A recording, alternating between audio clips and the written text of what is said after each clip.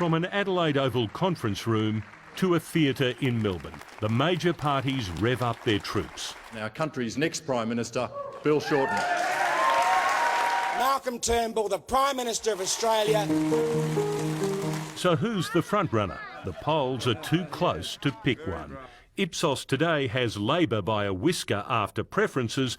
Last night's 7 News ReachTel poll put it at 50-50. Labor are the underdogs. Yet ReachTel also shows the Labor policy strongholds, education, health, climate, are growing as issues Australians believe will decide their vote.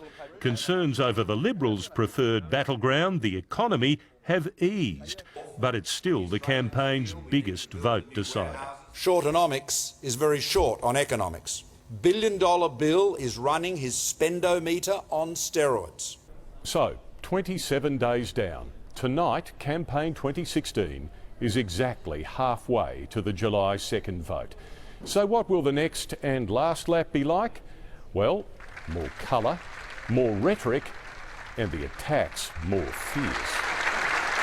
And the alliances more surprising. The Greens are knocking on the door of the old parties. The Greens claim the two majors are discussing directing preferences to one another to lock out minor players. Sellout of the century. The Greens have been pretty naughty in the last 3 years. If the Greens are unhappy, perhaps they should buy a mirror and look into that to see what the real problem is. A vote for anyone other than my coalition team is a vote for chaos.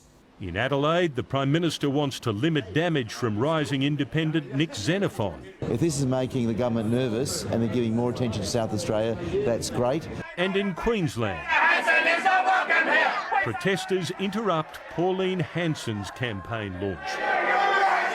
The divisive figure has her eyes on the Senate crossbench 18 years after she was ousted from politics. I will work with Malcolm Turnbull. I will work with Bill Shorten. This time, it's her opponents being shown the door. 7 News political correspondent Tim Lester joins me now. And Tim, what needs to change to give one of the leaders an edge in the second half of this campaign?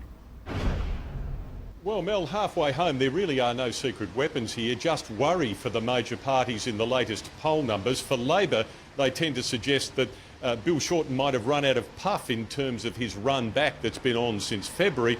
For the government, they show, particularly the ReachTel poll, strong polling for the Nick Xenophon team and for the Greens. That suggests perhaps a big Senate crossbench or even a likelihood of a hung parliament after July 2nd, so that's a worry.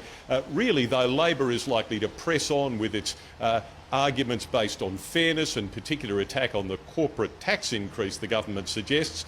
From inside the Prime Minister's office tonight, they told me that he'll be emphasising three things: the economy, the economy and the economy. They say if we're not sick yet of jobs and growth as a slogan, we certainly will be by July 2nd.